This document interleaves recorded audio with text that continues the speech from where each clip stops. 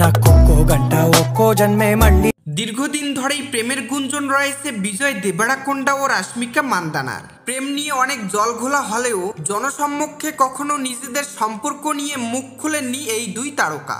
তবে গুঞ্জন শোনা যায় তারা নাকি একসঙ্গে থাকেন। এবার বাবা হওয়ার ইচ্ছা প্রকাশ করেছেন বিজয়। কবে বিয়ে করবেন জানিয়েছেন সে কথাও। কয়েকদিন আগেই কানাঘুষা শোনা গিয়েছিল নতুন বছরেই নাকি জীবনের নতুন অধ্যায় শুরু করতে চলেছেন বিজয় রাশমিকা।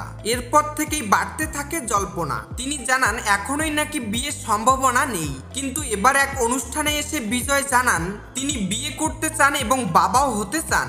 তবে শর্ত রয়েছে, বিজয় যাকে বিয়ে করবেন তাকে পরিবারের পছন্দের পাত্রী হতে হবে। শুধু তাই নয়, ভালোবেসেই বিয়ের পিঁড়িতে বসবেন তিনি।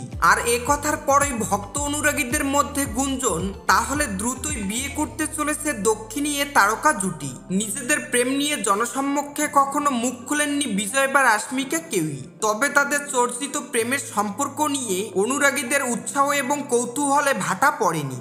গীত গোবিন্দম ছবির সেটে প্রথমে বন্ধুত্ব, তারপরে ডিয়ার কমরেডের সেটে নাকি পরস্পরের প্রেমে পড়েন তারা।